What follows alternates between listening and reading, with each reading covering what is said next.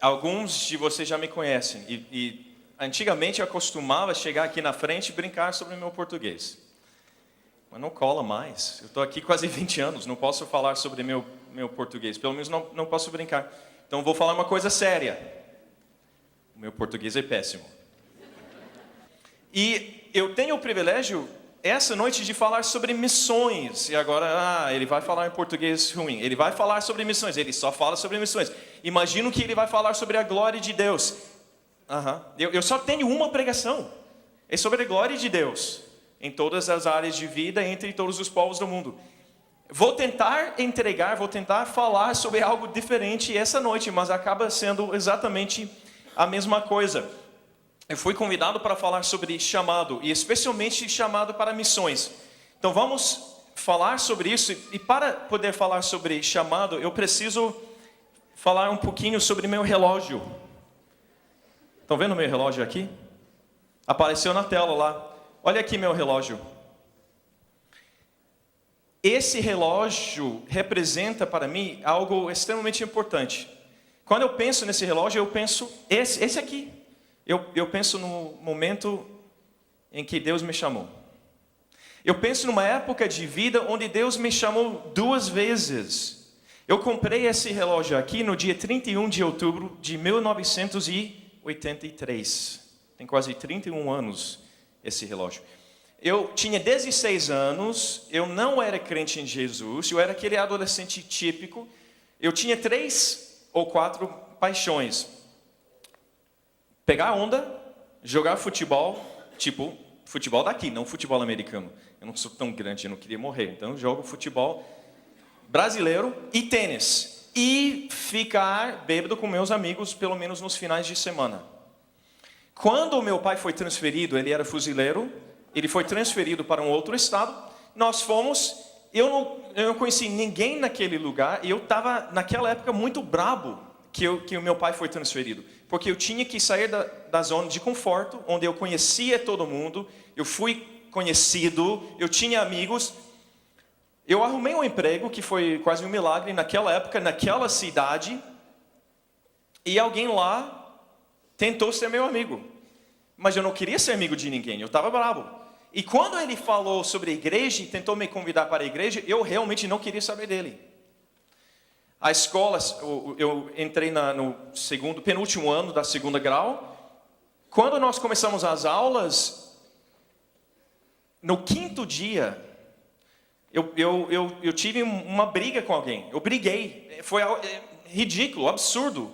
Nos primeiros 4 dias, eu não tinha nem percebido que esse cara estava lá. No 5º dia, aparentemente, eu sentei no lugar dele. Ele não gostou. Ele tá vendo? Não tá vindo a palavra portuguesa que eu quero. Ele implicou comigo. Eu não gostava de ninguém de qualquer jeito, então a gente brigou. Mas por causa daquilo, eu percebi que o cara existia. O nome dele era Kevin. Dentro de um mês, nós nos tornamos melhores amigos. Nós tínhamos muita coisa em comum. Gostamos de brigar, gostamos de ficar bêbado, usamos palavrões, etc. Só que uma diferença é que ele frequentava a igreja.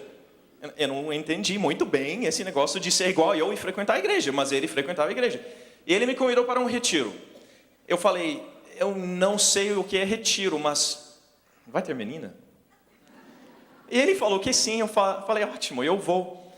A semana antes do retiro, eu percebi que eu ia ter que trabalhar naquele final de semana do retiro. Eu fui para meu chefe e falei, posso não trabalhar semana que vem, final de semana que vem?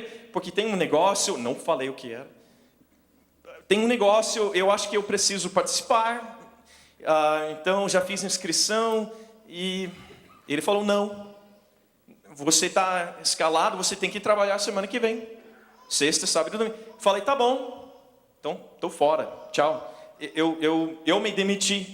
Eu simplesmente saí de lá naquele momento e não olhei para trás. Fui para casa e chorei por 1 hora. Eu chorei, mas chorando daquele jeito de... A minha mãe achou que alguém tinha morrido, que eu estava morrendo. Ela não sabia o que estava acontecendo. Eu também não sabia.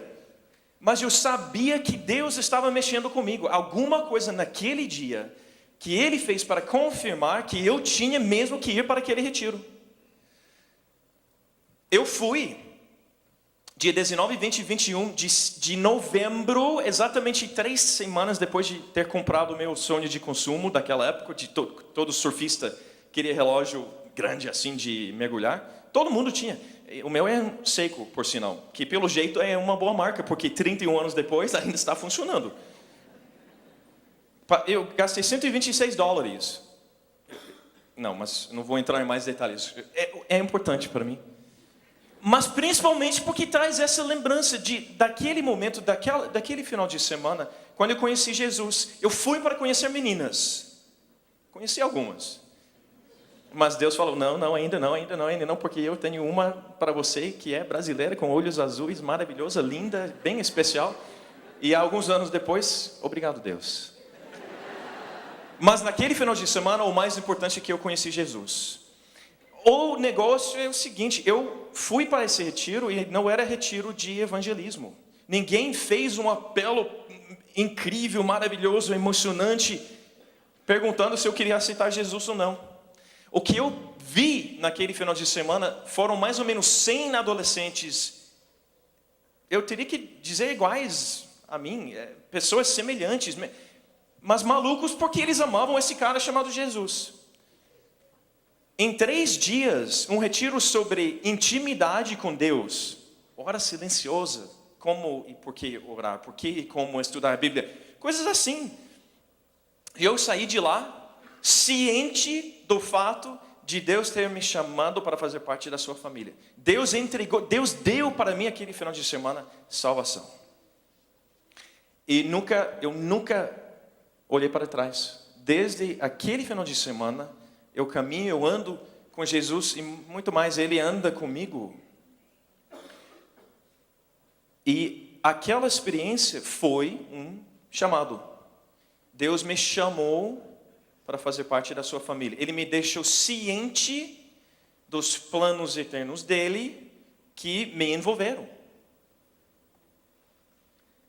Dentro de 6 meses, eu entendi que Deus ainda estava me chamando. Ele me chamou de uma outra forma. Uma forma que me levou além de ser um cristão, eu vou dizer neste momento normal, mas vocês vão ver depois que não existe cristão normal. Não existe cristão mais especial do que os outros. Mas nesse momento, nas águas em que eu nadava, ou os ares que eu respirava, só tinha um tipo de água, um tipo de ar, que é ministério de tempo integral. Chamado de Deus significa que você vai ser pastor tempo integral. Não existia outros tipos de ares para eu respirar e entender que tem variedades de ministérios e chamados e atividades no serviço do nosso Rei. Então, dentro de 6 meses, a minha paixão por Jesus foi tão grande. Eu amava Ele tanto, e Ele me amava tanto, que eu senti que Ele estava me chamando para entrar no ministério de tempo integral. Eu fiz exatamente aquilo.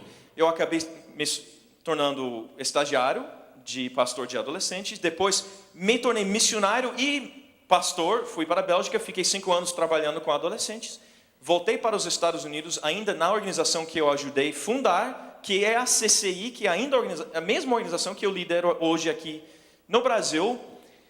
Foi todo um processo, mas ao longo desse processo eu consegui entender, e é isso que eu quero tentar explicar. Essa noite eu consegui entender um pouquinho melhor esse conceito de chamado e de missões. Então nós vamos trabalhar com esse contexto. Mas para a gente entender nosso chamado, nós temos que entender o chamador. Nós temos que entender aquele que nos chama. Temos que saber mais sobre ele. E para a gente entender se é chamado para missões, para entender missões, nós temos que entender mais sobre a missão daquele que nos chamou. Para a gente poder entender e participar em missões. Então, primeiro eu quero falar sobre a missão do chamador. Quem nos chama? É uma ação, é uma atividade, é uma prioridade, é uma iniciativa de Deus. Deus chama a gente. Nós não aproximamos a Deus, nós nem somos capazes de fazer isso. E falar, eu quero ser salvo, eu quero que você me salve. E depois, eu quero ser chamado, eu quero que você me chame. Não funciona assim. Deus toma a iniciativa, Deus chama a gente. Ele chama a gente para fazer parte da sua família. E às vezes Ele chama a gente para ir além, para fazer algo diferente do que a maioria dos nossos irmãos. Então vamos falar sobre a missão de Deus. Na versão mais simples, mais básica, os fundamentos da missão de Deus. Você pode florescer, você pode elaborar, você pode acrescentar. E se fosse CFI, a gente falaria muito mais. Mas neste momento, nós só temos que captar o seguinte. A missão de Deus, em 4 componentes. A missão de Deus é receber glória eternamente. Você poderia até parar aqui. Porque desde Gênesis até Apocalipse, nós encontramos um Deus grande, maravilhoso, santo, amoroso, puro, poderoso, etc. Que quer e merece ser glorificado entre todos os povos. É a história da Bíblia, é a história redentiva. A missão de Deus é receber glória eternamente. Vamos ter que voltar várias vezes para ver isso. Mas como que Ele vai fazer isso? Nós temos uma tendência de ser antropocêntricos. Nós gostamos de focar na pessoa. Temos que salvar a gente, que faz parte da missão. Mas não é a missão em si. Não é o componente principal da nossa missão. Porque não é o componente principal, não é a motivação principal de Deus. Deus quer ser glorificado. Como que Ele faz isso? Ele salva pessoas. Ele redime. Através da redenção de pessoas. A missão de Deus é ser glorificado eternamente. Como? Através da redenção de pessoas. Mas pessoas de onde? É a mesma história, de todos os povos. A Bíblia, desde o início até o final, todos os povos, todas nações. E, por final, nós temos um componente que é essencial. O mecanismo, o meio pelo qual nós somos salvos, é Jesus Cristo. Não existe salvação sem fé consciente em Jesus Cristo. Se você está torcendo que sem tomar compromisso nenhum com Jesus, e um dia você vai morrer, mas tudo bem, Ele vai te aceitar, eu tenho péssimas notícias, pior do que meu português. Que você não vai ser aceito sem fé consciente em Jesus Cristo nessa vida. Pode ser agora. Eu não quero que ninguém saia daqui, inclusive, sem ter fé consciente em Jesus Cristo como Salvador e Senhor. A missão de Deus, então, é receber glória eternamente através da redenção de pessoas, mas pessoas, não pode ser 1 bilhão de chineses mais ninguém. A preferência é 100 milhões de chineses e 10 milhões de outros e 50 milhões de outros, de todos os povos, todos os grupos étnicos, através ou por meio de Jesus Cristo. É a missão de Deus. Por extensão, é nossa missão. Nossa missão tem que ser igual à missão do nosso Pai. Então, como que nós definimos missões? Porque a gente fala missão e missões, qual é a diferença? Missão de Deus, que é a missão da igreja. Qual é a missão da igreja? Nós participamos na missão de Deus. Então, missões são todas as atividades da igreja, das igrejas locais, de nós, de uma igreja coletiva que tem CNPJ, de uma outra igreja que não tem CNPJ, mas é um grupo que encontra na casa de alguém, no meio da Ásia Central, porque não pode nem ser igreja legalmente, porque vão ser perseguidos. As atividades da igreja, I maiúsculo, todos os seguidores de Jesus ao redor do mundo, para que Deus receba a glória que Ele quer e merece entre todos os povos, através da redenção de pessoas por meio de Jesus Cristo. Entenderam? Não é difícil. A missão de Deus, ok? Então, missões, eu esqueci que eu preciso controlar. Missões está aqui agora. É tudo que a igreja faz para que Deus receba a glória que Ele quer e merece entre todos os povos, por meio de Jesus Cristo. Ok? Missões transculturais, vamos ver que nós vamos talvez não falar tanto sobre a palavra transcultural e vamos colocar uma expressão todos os povos. Missões entre todos os povos. Por que eu falo tanto sobre isso? Eu vou usar uma passagem no Antigo Testamento, Salmo 96, versículos 3 e 4. Anunciem a sua glória, a glória de Deus, entre as nações. E que mais? Seus feitos maravilhosos entre todos os povos, porque o Senhor é grande e digno de todo louvor, mais temível do que todos os deuses. Pelo menos duas das músicas, excelente seleção, não sei quem fez isso, mas o que nós cantamos essa noite tinha tudo a ver com a glória de Deus. E que Ele é mais temível do que todos os deuses. A nossa missão, nós baseamos em Salmo 96 como um exemplo na verdade, do fluir da palavra de Deus, desde Gênesis até Apocalipse. Se você pensou, peraí, anunciar a glória de Deus entre as nações, proclamar as suas maravilhas, os seus feitos maravilhosos entre todos os povos, caramba, parece até a grande comissão.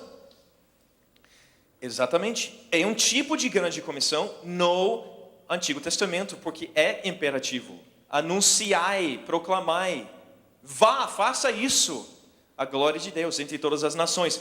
Se você achou que eu ia pregar sobre missões sem mencionar a grande comissão, estava errado, enganado mesmo, porque eu vou falar. Mateus 28, vocês já sabiam, mas temos que mencionar e mostrar quão semelhante as passagens do Antigo Testamento com as do Novo. Jesus falou o que já tinha sido ensinado no Antigo Testamento. Quando ele falou em Mateus 28, então Jesus aproximou seus discípulos e ele falou: foi-me dada toda a autoridade no céu e na terra.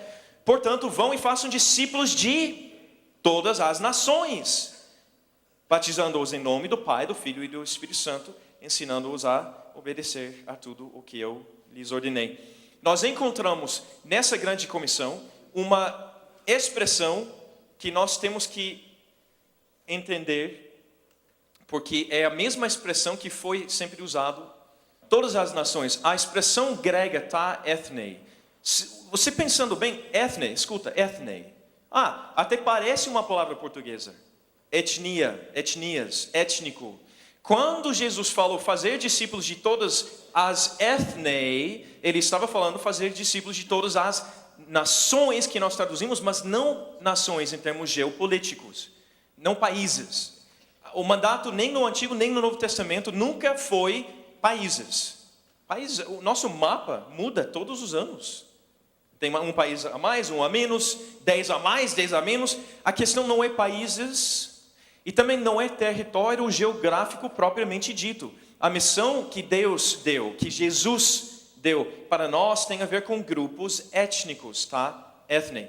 A missão de Deus então é fazer discípulos de todos os grupos. Por isso eu falei, a gente não encontra um mandato ou comissão falando sobre um número absoluto de pessoas. Nossa missão não é o maior número de pessoas possível, independente do lugar de origem ou do grupo étnico. Deus quer ser glorificado através da variedade dentro da família dele. Por isso ele fala todas as nações. Se todos os grupos étnicos do mundo reconhecem que Jesus é Deus, isso é muito mais valioso do que um grupo étnico, independente do número de pessoas naquele grupo, dizendo que Deus é especial, que Jesus é importante. Quando é um grupo, então é um Deus tribal.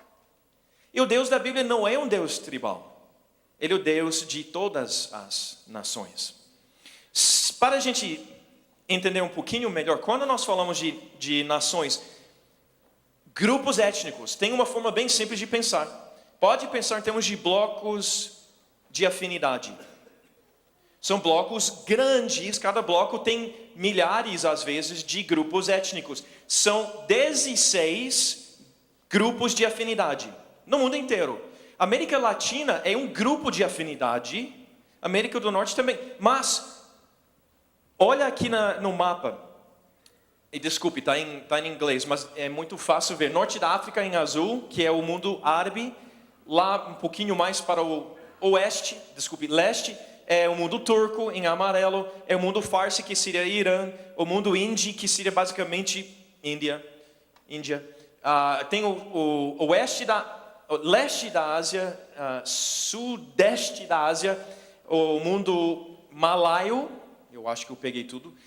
Esses 8 blocos, esses 8 grupos de afinidade bem grande, representam a maioria dos povos e pessoas não alcançadas, historicamente não alcançados com o Evangelho. Então, pense em termos simples. 16 blocos ou grupos de afinidade, metade desses grupos de afinidade não têm sido suficientemente evangelizados. Tem uma outra forma de pensar. Os números são maiores, mas é uma forma mais exata. Que bom. Aqui dá para ver. Aqui nós dividimos o mundo inteiro. Essas cores aqui são 3. Verde, vermelho e amarelo. Verde representa países. Na verdade, não estamos falando sobre países. Essas cores, não sei se dá para ver, são bolinhas, são pontos. São 17 mil povos no mundo. Esses são mais ou menos 17, ninguém sabe com certeza. Mas pela definição bíblica de povos, grupos étnicos, no mundo tem mais ou menos 17 mil. Desses 17 mil, vamos chegar mais perto. Não estamos no mundo inteiro agora. Estamos no norte da África, Oriente Médio, Ásia, Sudeste da Ásia. Verde quer dizer já evangelizado, de forma, vamos ter que dizer, suficiente. Depois, se você quiser uma resposta missiológica sobre o que é suficiente, em termos da proclamação do Evangelho, nós podemos falar. Nós temos verde, evangelizados, por isso nem tem América do Norte e do Sul. Amarelo significa evangelizados de forma suficiente e que eles pisaram na bola. Europa, por exemplo, é amarelo por quê? Porque eles não continuaram pregando, ensinando, vivendo o Evangelho. Nossa preocupação hoje são exatamente esses 7 mil povos não alcançados representados pelas bolinhas vermelhas. 7 mil. Então, desses 7 mil povos no mundo inteiro, 7 mil deles não foram evangelizados de forma suficiente. Para entender melhor ainda, estamos falando sobre um total de 40% das pessoas e dos povos do mundo que não têm sido evangelizados, de forma suficiente, quer dizer, o fruto seria uma igreja autossustentável dentro daquele povo. A forma mais simples de entender se foi suficiente ou não é que a igreja começou a autopropagar. Ela autoproclamou o evangelho sem ajuda de fora. Ela é autoliderada, governada. Bolinhas amarelas e verdes têm esse tipo de igreja, mas vermelho não. Então nosso foco, quando a gente fala de missões, não vamos falar sobre missões transculturais. Missão transcultural, um brasileiro pode ir para os Estados Unidos para evangelizar brasileiros nos Estados Unidos, é a missão transcultural, porque o missionário foi para uma outra cultura. Ou para evangelizar americanos, um brasileiro indo evangelizar americanos, ou o contrário, eu sou americano e eu vim para o Brasil, quase 20 anos atrás, não para evangelizar propriamente dito, mas para treinar e enviar brasileiros como missionários transculturais. Eu sou um missionário transcultural, mas isso não é nosso mandato. Um indiano na Índia pode estar no mesmo país, mas ele faz missões transculturais e ele só tem que ir 50 quilômetros para lá e 20 quilômetros para lá, para uma outra aldeia, porque tem um grupo étnico diferente. O foco não é se é transcultural ou não, é se é um povo não alcançado ou não. Biblicamente, nossa prioridade como igreja e nossas prioridades como discípulos de Jesus tem que ter a ver com o fato de existir 40% da população, em termos de pessoas e povos do mundo que não têm sido evangelizados. Nós somos chamados coletivamente para engajar esses povos, para fazer alguma coisa. Mas especificamente tem alguns de nós que vão além, que vão fazer mais. E nós vamos chegar lá.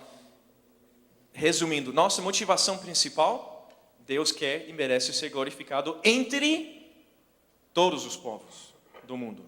Então, biblicamente, nós, como igreja, temos que priorizar povos não alcançados. Essa motivação, na verdade, não é essa motivação doxológica, a glória de Deus. Não é só para missões. É muito prático. Não é nem só para evangelismo. Você pode, mas é evangelismo. Eu não vou para lugar nenhum, mas eu vou evangelizar aqui. Ótimo.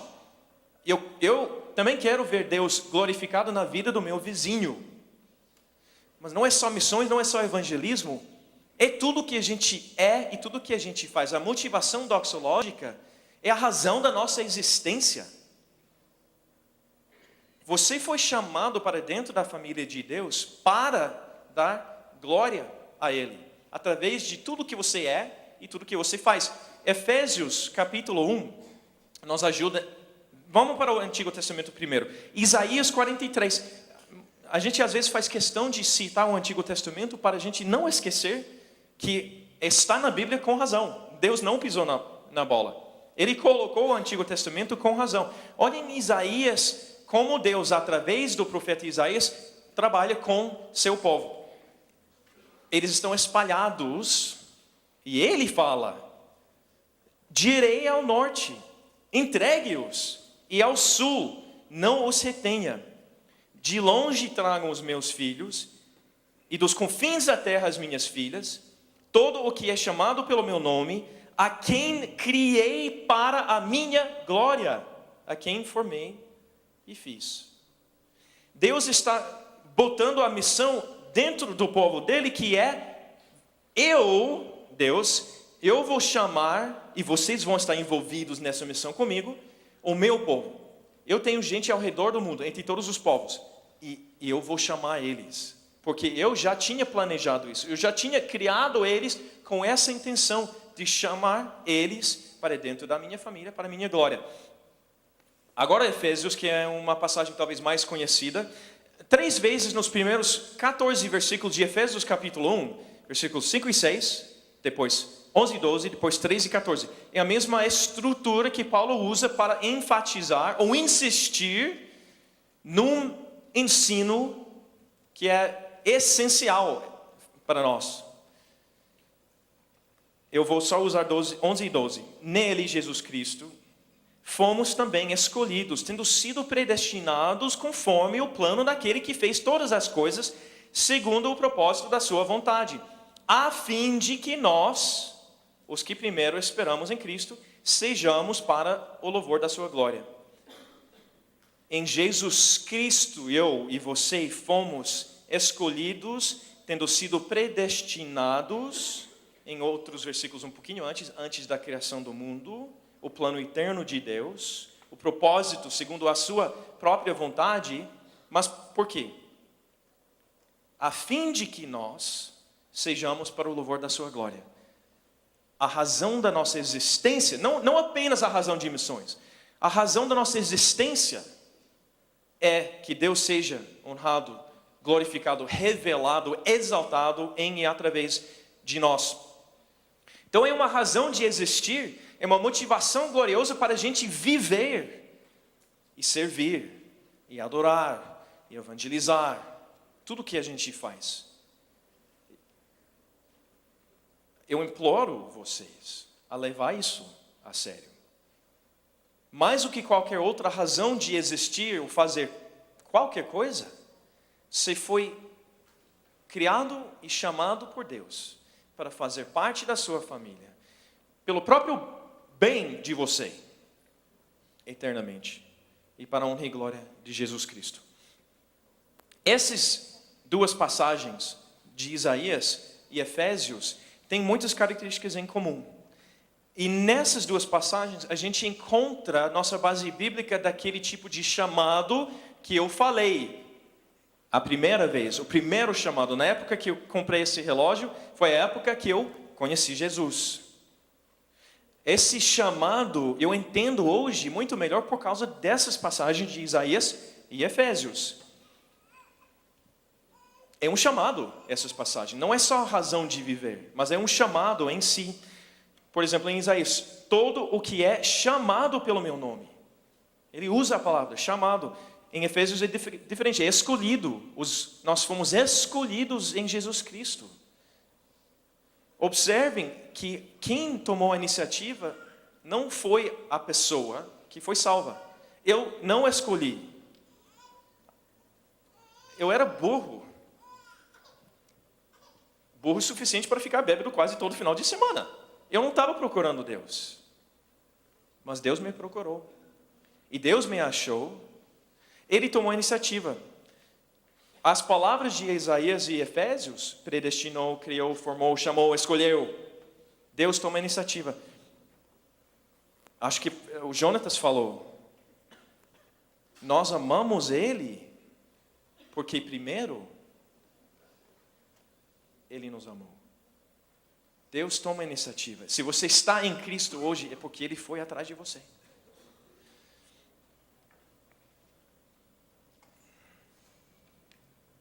Além dele ter tomado a iniciativa, ele fez isso de acordo com sua vontade.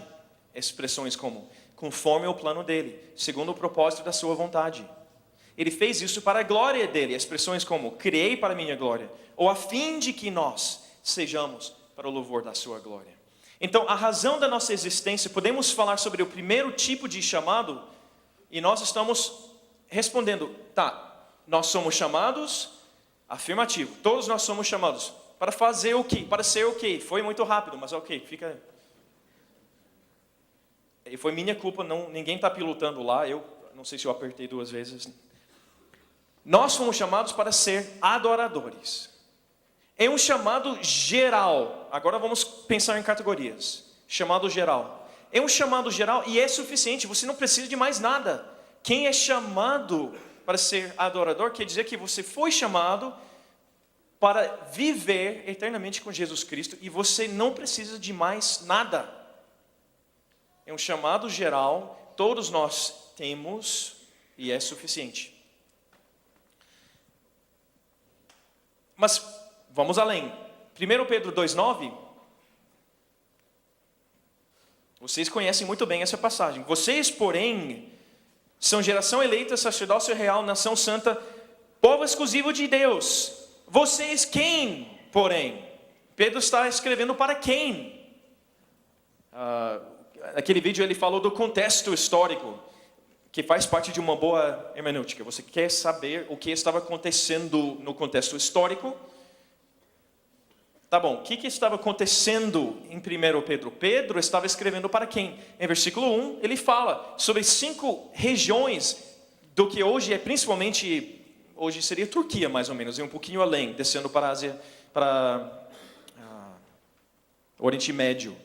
Ele está escrevendo para os santos, seguidores de Jesus nessas regiões, ele está então escrevendo para todos os crentes nessas regiões. Quando ele fala vocês, ele não está falando vocês, sacerdotes, vocês, pastores, vocês que estão no ministério de tempo integral, são geração eleita, sacerdócio real, nação. Ele está falando vocês, todos vocês que estão em Jesus Cristo, foram chamados e vocês são geração eleita. Todos vocês, todos os membros do corpo de Cristo, são sacerdócio real, são nação santa, povo exclusivo de Deus. E agora entra novamente aquela palavra-chave, para. E sempre temos que parar e perguntar, por que tem para que nessa frase? Para que sempre vai revelar algo de extrema importância para nós. Se nós somos geração eleita, sacerdócio real, nação santa, povo exclusivo de Deus, por quê? Para anunciar as grandezas daquele que o chamou das trevas para a sua maravilhosa luz. Aqui nós encontramos, no chamado geral, uma pequena chamada missionária. Para anunciar as maravilhas daquele que nos chamou das trevas. Para anunciar a glória daquele que nos chamou das trevas para a sua maravilhosa luz. Algumas traduções, as excelências dele que nos chamou. Nós somos chamados, todos que fazem parte da família, todos que pertencem a Jesus, têm um componente missionário. Nós vamos falar sobre um chamado diferente do que isso. Mas até agora, eu quero que vocês saibam que você que está em Jesus, você tem um tipo de chamado missionário embutido naquele chamado geral. Vamos falar um pouquinho agora sobre a transição entre chamado geral e o chamado específico de Deus. Agora nós temos duas categorias. Chamado geral, todos têm. E não precisamos mais nada do que isso. Mas alguns têm um chamado específico. Eu não consigo pensar em ninguém melhor do que o próprio Jesus para nos ensinar sobre esse chamado específico. Se vocês quiserem abrir as Bíblias ou smartphones, hoje eu ia pegar no iPad, não consigo. Vamos ler um texto da própria Bíblia, impressa, está aqui. Nós vamos para Marcos capítulo 3, nós vamos ler 7 a 9, e nós vamos ler 13 a 15.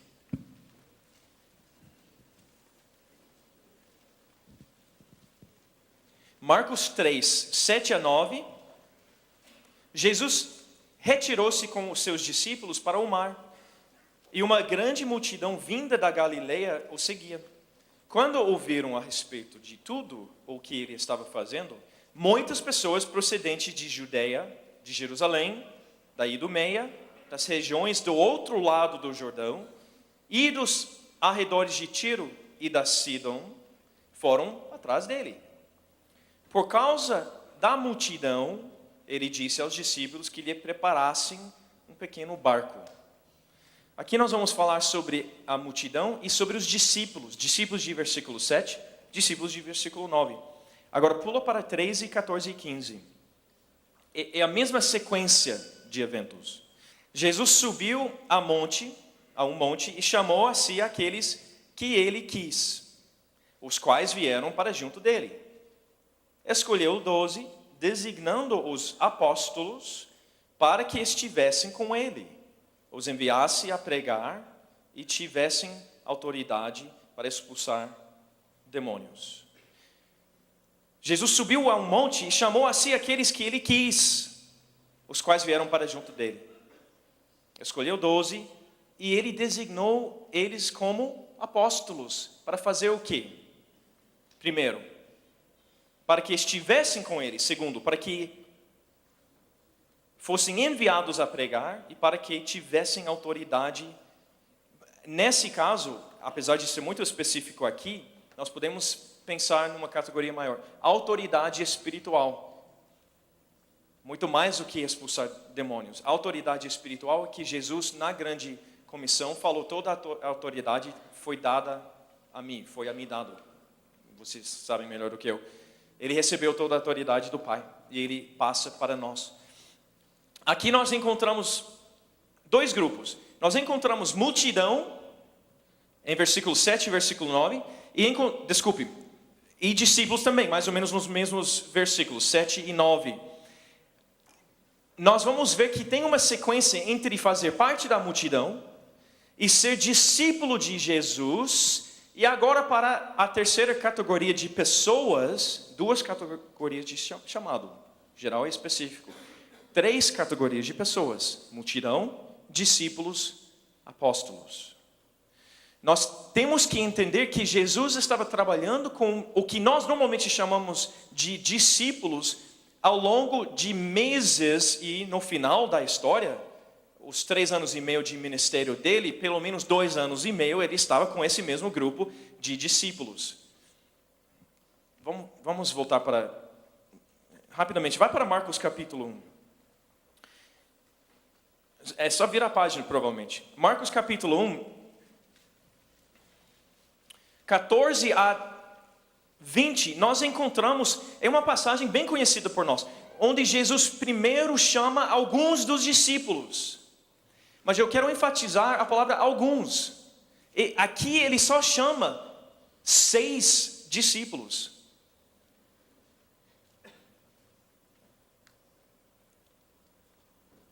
Em capítulo 2 ele chama Levi também. Olha, então são 7. Antes de capítulo 3, onde nós estamos. E ele chama discípulos para subirem na monte. Peraí, mas ele só chamou 6 em capítulo 1 em capítulo 2, são 7. Como que ele chamou discípulos suficiente para designar 12 como apóstolos? E aparentemente em capítulo 3, quando ele designa 12, ele está escolhendo de um grupo maior. Um grupo de discípulos que é maior do que 12.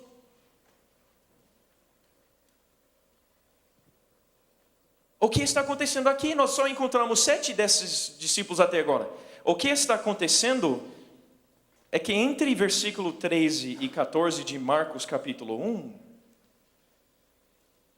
em um intervalo de alguns meses, talvez um semestre, talvez 6 meses da vida de Jesus, até versículo 13, ele está no sul do que hoje é Israel. Ele está em Judeia, no deserto, e nós encontramos na NVI, antes do versículo 9, o batismo e a tentação de Jesus, que é sobre o batismo e tentação de Jesus. Ele está de jejum durante 40 dias até versículo 13, e de repente versículo 14, depois que João foi preso, Jesus foi para a Galileia. Aqui esse depois representa talvez 6 meses, talvez mais. Então ele estava no sul, mas depois foi para o norte, Galileia, depois de João ter ficado preso. Nós temos que entender essa dinâmica para poder entender como é que ele tinha mais do que 12 pessoas na monte com ele para escolher 12 e designar 12 apóstolos.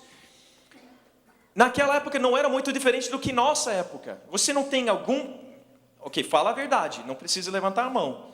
Mas quando o pastor X está agendado para pregar, você não pensa, caramba, eu vou, porque pastor X vai pregar.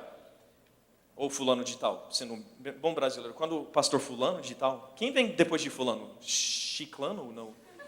Ciclano? Ok. Então, quando é pastor fulano, estou aí. Mas quando é pastor ciclano, eu acho que eu vou ficar um pouquinho doente aquele dia. Você não tem alguns que você gosta mais do que outros. Foi a mesma coisa naquela época. Os judeus tinham rabinos preferidos. Agora imagine, a vida desses 6 chamados em Marcos capítulo 1 é vida de pescador. A profissão deles era pescar. Pescar, ótimo, só que na região de Galileia, que é uma região mais agradável e que tem o mar de água doce, e tem muito peixe lá. Mas lá no sul tinha um mar também, chamado Mar Morto. E não é à toa que o nome do mar é Morto. Não tem nada vivo dentro. Eles não têm peixes. Então, os discípulos, logo a serem discípulos, os pescadores, desciam para aquela região mais para o sul para vender os seus peixes. Isso não está escrito na Bíblia. Por isso a gente faz um estudo histórico, para entender sobre a vida naquela época. Eles desciam, vendiam os peixes e pensaram, mas eu fiquei sabendo que o Rabino Jesus está pregando por aqui. Não vamos subir já, vamos ficar alguns dias aqui seguindo o Rabino Jesus. E eles foram, discípulos faziam parte daquela multidão. E depois voltaram para pescar mais lá no norte. Depois desciam para vender lá no sul. E ficaram alguns dias seguindo Jesus, porque não tinha podcast naquela época. Então subiram de novo, pegaram peixe, desceram, venderam, seguiam Jesus. 6 meses ou mais fazendo isso. Depois um dia eles percebem que esse tal de Jesus está em Galileia, perto deles. E eles... E quando Jesus está passando por perto, ele olha para eles e fala, sigam-me. Eu vou fazer de vocês pescadores de homens. E imediatamente, versículo 18 de Marcos capítulo 1, no mesmo instante eles deixaram as suas redes e o seguiram. Tem muitas pregações bonitas sobre essa passagem, tipo, quando Jesus chama, você larga tudo e vai atrás. E é uma pregação bonita, mas não é bem assim às vezes. Esses, logo a serem discípulos, já tinham tido experiências com esse rabino pregando sobre o reino de Deus, e eles, cientes, conhecedores do Antigo Testamento, falaram, eu não tenho certeza, mas eu acho que esse cara está cumprindo várias profecias messiânicas. Eu acho que ele é o Messias. Então eu sou fã dele. Eu vou seguir ele. Agora, imagine, ele chega perto de você e ele te chama. Você já sabe que ele é o Messias. E você sabe uma outra coisa. O costume de rabinos naquela época não era chamar ninguém. Eles faziam basicamente um concurso. Você tinha que estudar pra caramba. Você sentava junto com ele e você tinha que impressionar ele. Você tinha que provar que você foi digno de ser discípulo dele. É a mesma forma de muita gente pensar sobre a salvação. Eu preciso impressionar Deus. Eu preciso demonstrar meu valor para Deus. E assim Ele vai me salvar. Jesus foi o único rabino que fez o contrário. Você não precisa me impressionar não, porque eu já garanto que não vou ficar impressionado com você. Mas de qualquer jeito, eu te chamo. Jesus foi o único rabino que chamou gente até Ele. Agora, imagine, capítulo 1, capítulo 2, nós chegamos em capítulo 3, e Jesus subiu a um monte e chamou a si aqueles que Ele quis. E dentro desse grupo maior, ele designou 12 apóstolos. Então nós temos uma multidão que está interessado, que estão estudando sobre esse cara Jesus. Mas algumas dessas pessoas, Jesus chama. Eles se tornam discípulos. Chamado geral, que todo mundo tem. Mas dentro desse grupo, está vendo onde ele designou 12 como apóstolos? Ele tinha, lembra em Lucas capítulo 10? Ele tinha pelo menos 70 discípulos, ou 72, dependendo do manuscrito. Sim, então já tinha mais do que 12 discípulos, dezenas ou centenas. Multidão é milhares de pessoas, milhares. Discípulos, dezenas, talvez centenas. Apóstolos, 12. Da mesma forma, Deus trabalha com nossa igreja, a igreja de forma geral e nossa igreja especificamente. As multidões são aqueles que estão afastados do Evangelho, que não estão em Cristo. Algumas das multidões poderiam estar aqui. Se você está sem Jesus, você ainda faz parte do grupo grande, da multidão. Até o momento em que você percebe que Jesus está te chamando. O chamado entra no grupo de discípulos. Todos nós somos discípulos. Alguns de nós, porém, Deus vai chamar além. Porque a mensagem de Jesus Cristo tem que chegar até todos os povos. Falando sinceramente, não precisa levantar a mão, mas eu acho que, estatisticamente, quase 100% de vocês diriam, não. Deus não me chamou para ser missionário até os confins da terra. Eu quero ser discípulo, eu quero ficar aqui, eu quero fazer a minha parte aqui. Ok, pode ser legítimo. Eu não sou Deus, eu não posso chamar você. Mas alguns de vocês, prestem atenção, porque eu acredito que Deus esteja chamando alguns de vocês como apóstolos.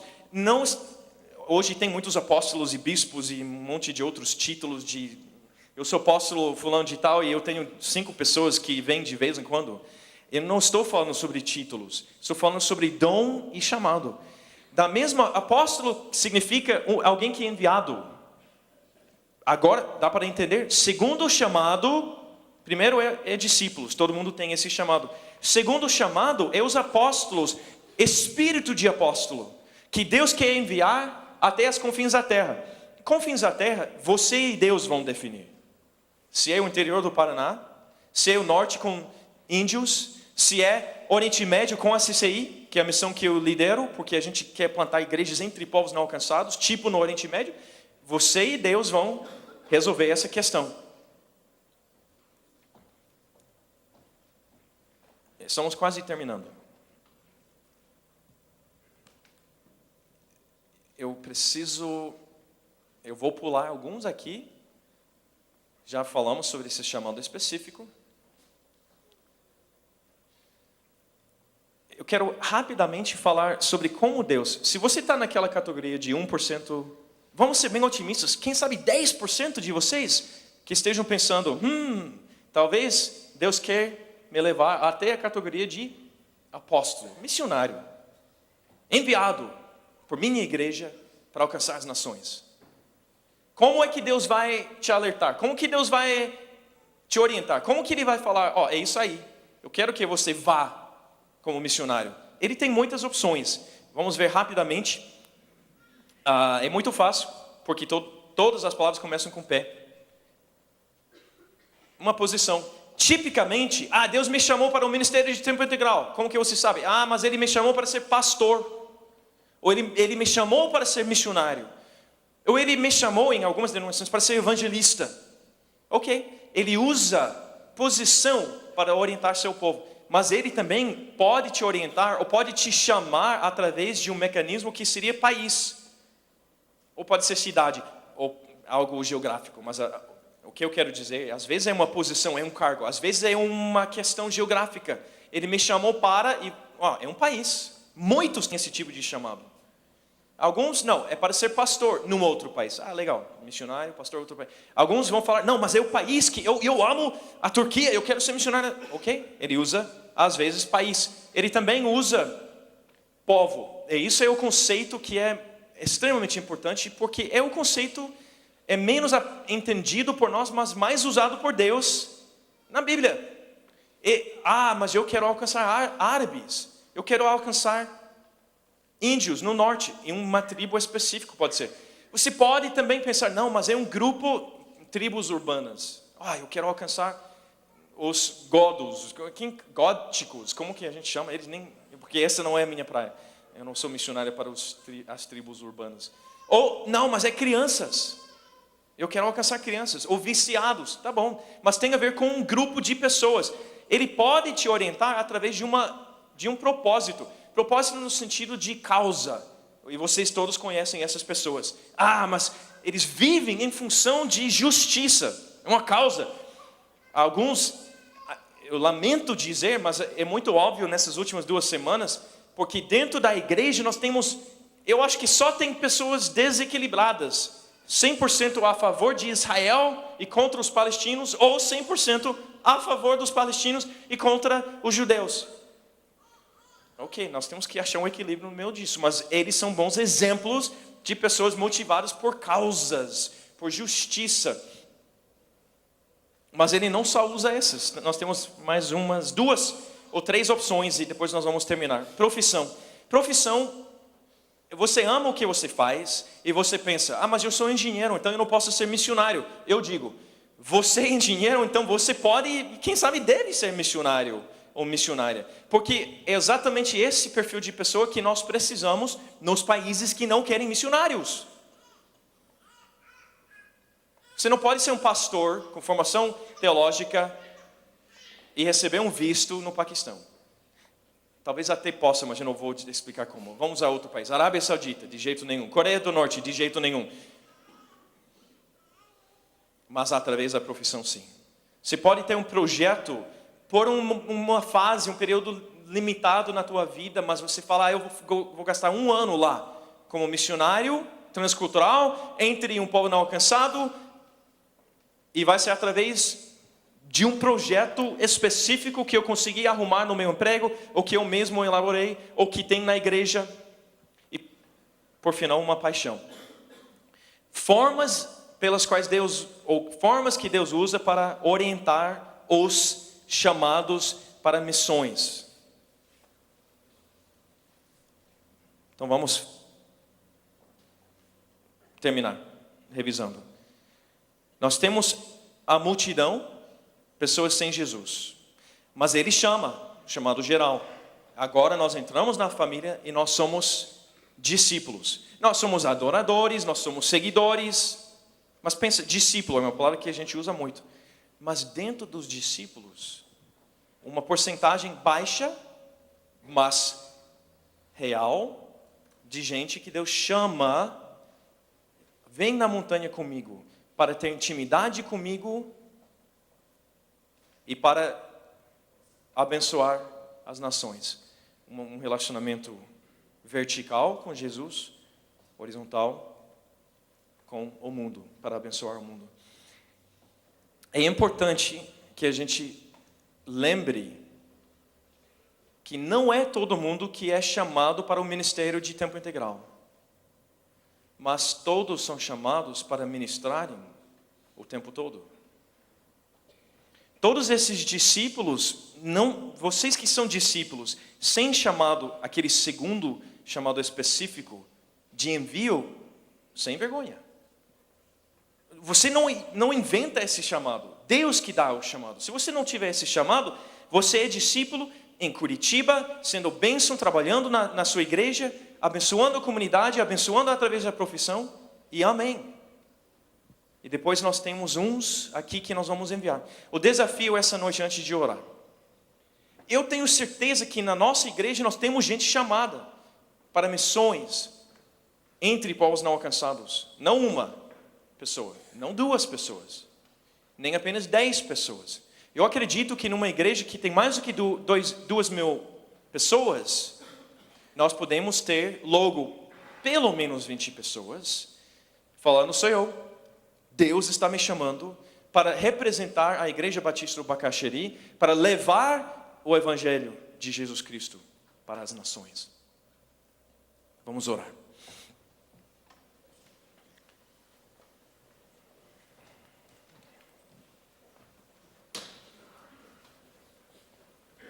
Pai, nós te amamos porque primeiro o Senhor nos amou. Nós queremos ser bênção para Ti, individualmente, nas nossas famílias, coletivamente, como igreja. Nós queremos dar prazer a Ti, nós queremos que o Senhor tenha prazer por ter chamado a gente para fazer parte da Tua família.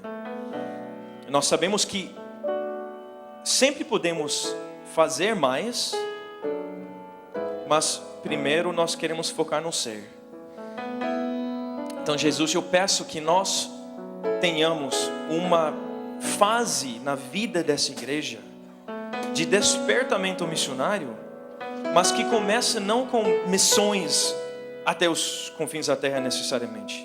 Um despertamento que começa em nossos corações, em nossas famílias e nos nossos eventos e atividades com a igreja.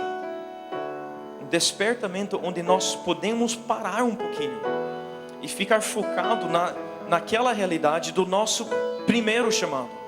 E o único que nós precisamos, que é que nós pertencemos a um Deus maravilhoso, majestoso, glorioso. Nós queremos ser para o louvor da sua glória.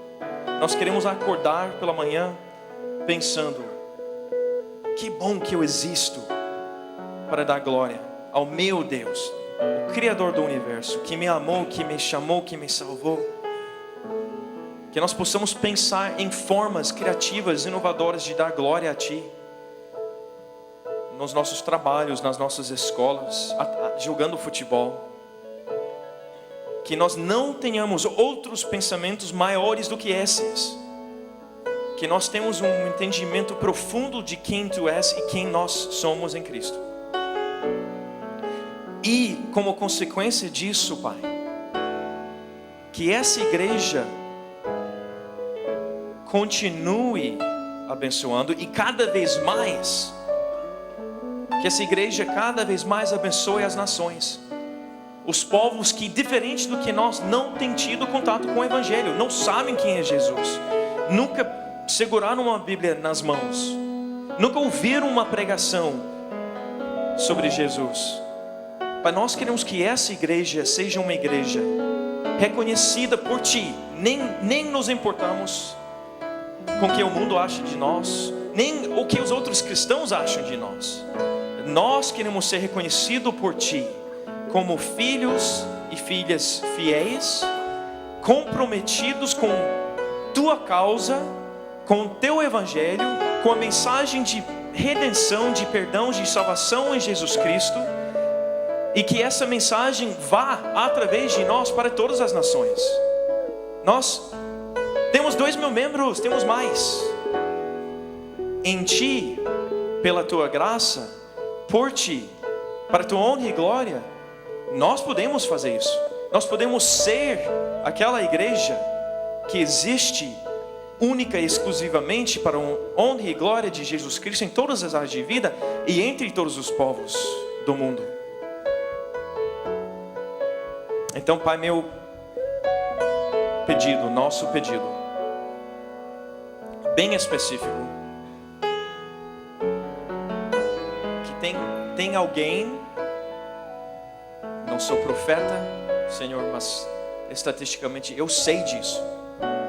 O Senhor dá dons e dá chamados para Teu povo. Nós temos gente aqui assistindo esse culto ou através da internet que foram chamados por Ti para avançar, para não apenas, entre aspas, apenas ser discípulos, e sim para ser enviados para as nações. Nós sabemos disso. Então, Pai, neste momento, no poder do Espírito Santo, para Tua honra e glória, testemunhe no coração dessa pessoa ou dessas pessoas, que elas possam saber que tudo que tem sido feito até agora, tudo que eles têm ouvido, tudo que eles têm encontrado na jornada espiritual contigo, tem os trazido até esse momento, em que eles teriam consciência, eles estariam cientes do Teu chamado para levar o Evangelho para as nações. Chame alguns de nós, Pai, nesse momento, nessa noite, nessa semana. Em nome de Jesus, amém.